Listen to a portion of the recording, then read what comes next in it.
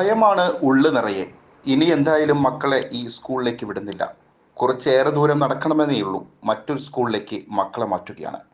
കരിമഠം സ്കൂളിലേക്ക് പോകും വഴി പാലത്തിൽ നിന്നും തോട്ടിൽ വീണ LKG വിദ്യാർത്ഥി ആയുഷിന്റെ അമ്മ പ്രിനിയുടെ വാക്കുകളാണിത്.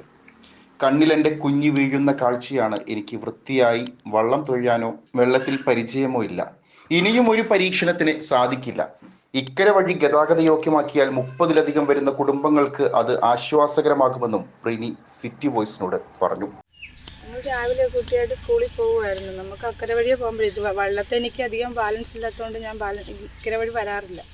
അക്കരെ വഴിയാണ് പോകുന്നത്. ഇവിടെ ഒരു വലിയൊരു പാലമുണ്ട്. ആ പാലം ഈ തടി വെച്ചുള്ള പാലമാണ്.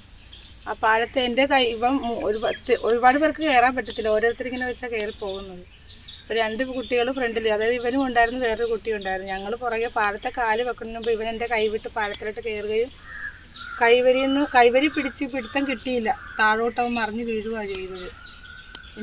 എനിക്ക് നീന്താനൊന്നും അറിയത്തില്ല. എൻ്റെ കൂടെ ഉണ്ട്. ഞാൻ ചാടാൻ പോയിട്ട് എൻ്റെ കുട്ടി ഗർഭിണിയായ ഒരു കുട്ടി ചേച്ചി ഉണ്ടായിരുന്നു. അതിൻ്റെ കയ്യിൽ നിന്ന് എന്നെ പിടിച്ച് അവിടെ ഇരുത്തുമായിരുന്നു ചെയ്തത്. എന്നെ അവിടെ സ്കൂളിലെ പണിക്കാരുണ്ടായിരുന്നു. ആ പണിക്കാർ ഓടി വന്നാണ് കൊച്ചിനെ പൊക്കിയെടുത്തത്.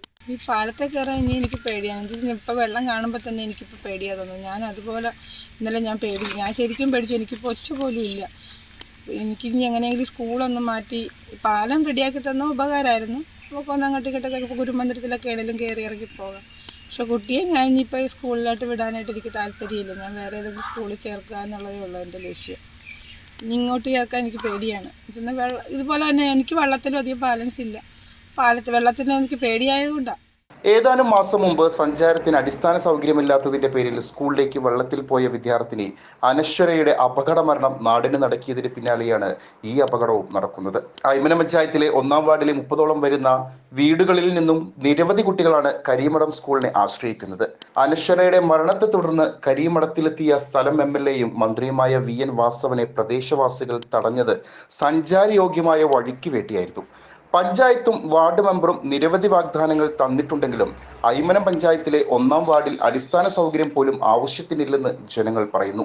ഇത്ര നാളുകളായെന്നറിയാമോ ഞങ്ങൾ ഈ പാലം ഒന്ന് റെഡിയാക്കി തന്ന് ഞങ്ങളുടെ മെമ്പറിനോട് പറയാൻ തുടങ്ങിയിട്ട്. അതൊന്നും ചെയ്തു തന്നിട്ടില്ല. ഞങ്ങൾക്ക് അക്കരെ കൂടെ ഒരു വഴിയില്ല, ഒരു വെള്ളമില്ല.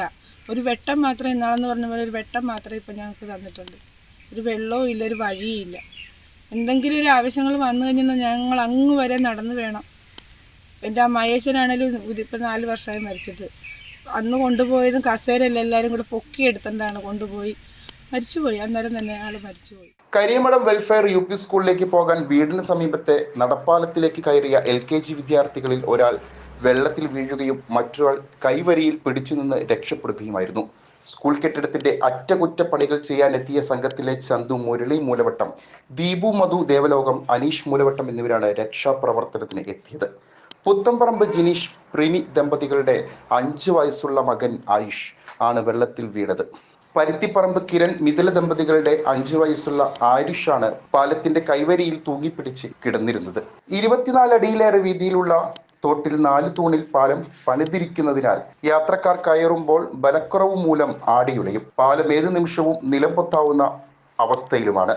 പുതിയ പാലം പണിയാൻ ഐമനം പഞ്ചായത്ത് നടപടിയെടുക്കുന്നില്ല.